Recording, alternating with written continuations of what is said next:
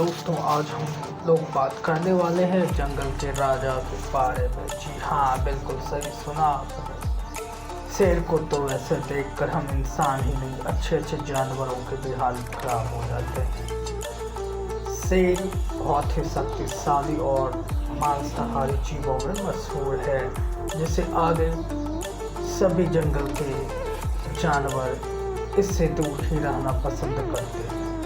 जंगल में इससे किसी की मुकाबला नहीं है। जंगल के जानवर तो मन ही मन यही सोचता होगा कि अगली सुबह मुझे इस जानवर से पाला ना पड़ जाए। शेर की दहाड़ बहुत तेज होती है। इसकी दहाड़ की आवाज़ पूरी जंगल के कोने कोने तक जाती है, जिससे पूरे जंगल के जानवरों में खौफ का माहौल हो जाता है।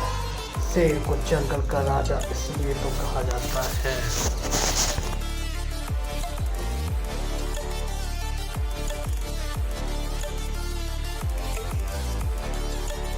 जब भी हम इंसान शेर के बारे में सोचते हैं तो हमारे मन में एक भयानक जानवर की तस्वीर उभर कर आती है, जो कि सच में बहुत ही ज़्यादा डरावना होती है।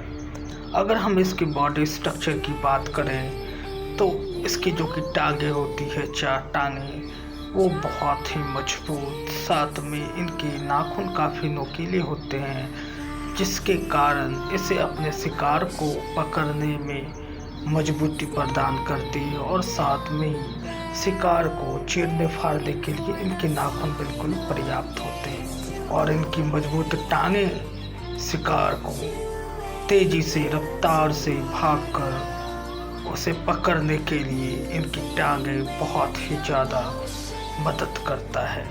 अगर हम इनकी आँखों की बातें करें, इसकी आँखों की बात करें तो इसकी आँखें भूरे काले चमकदार के साथ ही बड़ी होती है, जिससे अपने शिकार पर अच्छे से नज़र रखने में बहुत ही सक्षम है इनकी आँखें। और साथ में ही इसकी दांतें ये काफ़ी नुकीले और बड़े होने के साथ जबड़ा बहुत मजबूत होता है, जिसके कारण ये किसी भी जानवर को चीर फाड़ कर खाने में बहुत ही सक्षम होते हैं। अगर बात करें तो सुअर, हिरन, जायब्रा, इस तरह के जानवरों को ये खाना बहुत ही ज़्यादा पसंद करता है।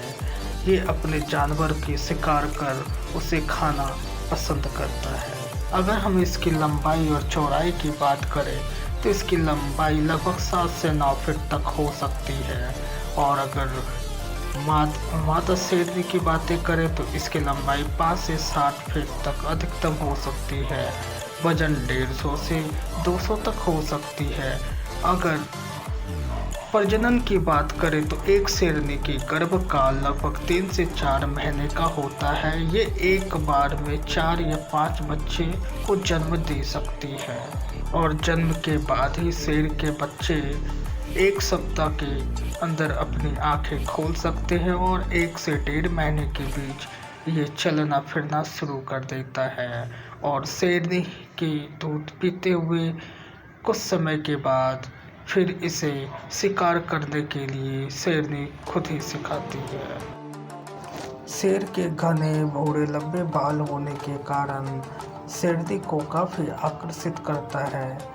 शेरनी और नर तेंदुए की अगर हम बात करें तो अगर ये दोनों संसर्ग में आते हैं तो एक नए तेंदुआ का जन्म होता है। और शेर हमेशा ही झुंडों में रहना ज़्यादा पसंद करता है।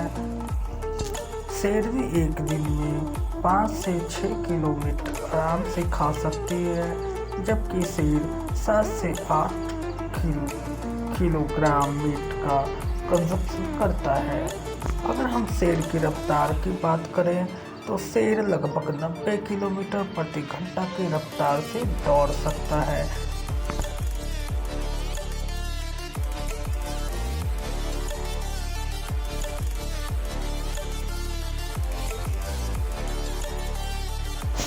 शेर के आलस होने के कारण शेर ज़्यादा टाइम आराम करना पसंद करता है।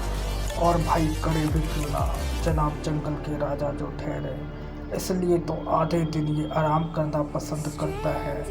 शेरनी शेर से ज़्यादा बेहतर शिकार करने की क्षमता रखता है।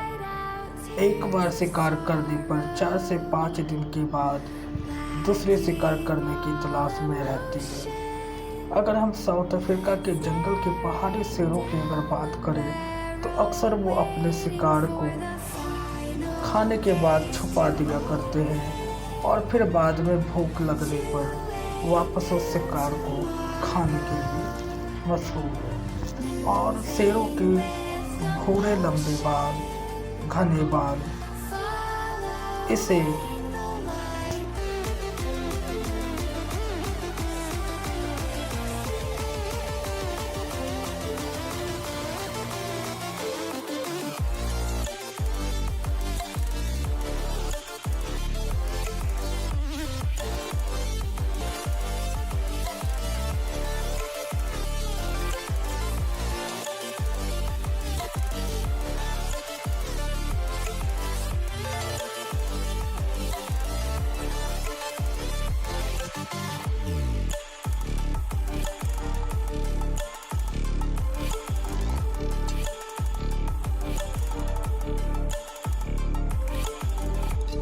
दोस्तों अब कुछ हैरान करने वाली शेर के कारनामे के बारे में भी बात करने वाले हैं।